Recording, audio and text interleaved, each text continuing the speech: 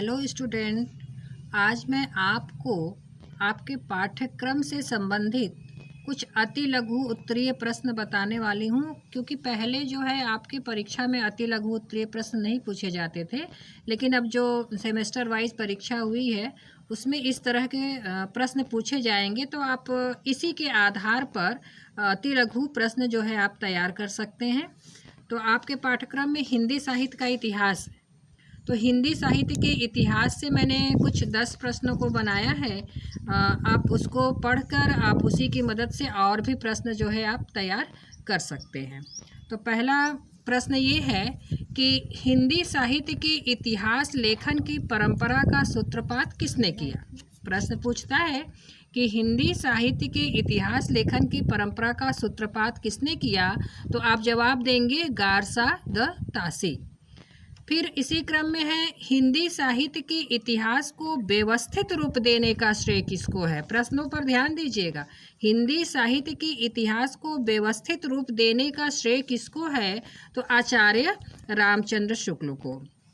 अब आगे बढ़ते हैं। तीसरा प्रश्न, जैसे आप सभी जानते हैं कि हिंदी साहित्य के इतिहास को 4 भागों में बांटते हैं: आदिकाल, भक्तिकाल, रीतिकाल और आधुनिक काल। तो आदिकाल के नाम को लेकर सबसे ज़्यादा विवाद रहा है। तो मैं यहाँ पर कुछ इतिहासकार के नाम बताती हूँ जिन्होंने आदिकाल का जो है नामकरण किया था। तो आचार्य रामचंद्र शुक्ल ने वीर गाथा काल कहा था। आचार्य रामचंद्र शुक्ल ने वीर गाथा काल नाम दिया था। डॉक्टर हजारी प्रसाद द्विवेदी ने आदिकाल कहा था। वहीं पर राहुल संकृत्यायन सिद्ध सामंत काल कहते हैं और मिश्र बंधुओं ने इसे प्रारंभिक काल कहा था। फिर इसी क्रम में आगे बढ़ते हैं। आदिकाल, तो आदिकाल की कुछ प्रमुख रचनाओं के नाम पूछता है।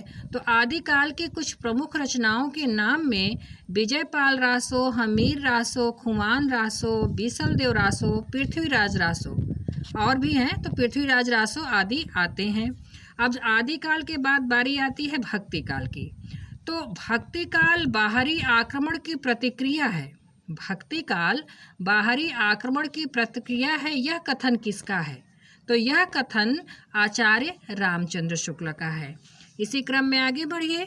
तो भक्तिकाल को 2 धाराओं में बांटा गया है। मैंने इसे चार्ट बनाकर आपको समझा रही हूँ कि भक्तिकाल को 2 धाराओं में बांटा गया था, एक निर्गुण धारा और एक सगुण धारा में।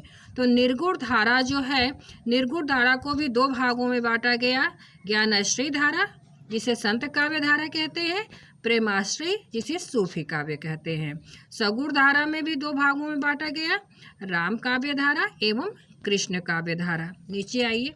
अब ऐसे ये पूछ लिया, कभी पूछ देता है कि हिंदी के प्रथम सूफी कवि कौन है। हिंदी के प्रथम सूफी कवि कौन है। तो मुल्ला दाऊद। आगे अब आएंगे आदिकाल भक्तिकाल के बाद रीतिकाल। रीतिकाल के कुछ प्रमुख कवियों के नाम बताइए। तो रीतिकाल के कुछ प्रमुख कवियों के नाम में बिहारी, मतीराम, घनानंद, भूषण आदि आते हैं।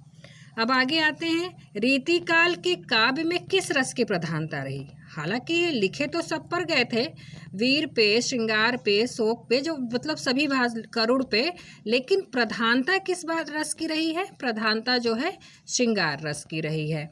घनानंद रीति काव्य के किस काल के कवि हैं। देखिए आपके सिलेबस में घनानंद, केशव दास और बिहारी हैं रीति काल के कवि में। तो घनानंद रीति काव्य के किस काल के कवि हैं पूछ सकता है। तो आप लिखेंगे रीतिमुक्त। रीतिमुक्त के हैं, जैसे कभी कभी रीतिबद्ध और रीतिमुक्त, रीतिबद्ध, रीतिकाल, तो आप उसमें बस ध्यान दीजिएगा कि घनानंद रीतिमुक्त के कवि हैं। और भूषण बिनु न बिरजाइए कविता बनिता मित, ये कथन किसका है। भूषण बिनु न बिरजाइए कविता बनिता मित, तो यह जो है केशव दास का है।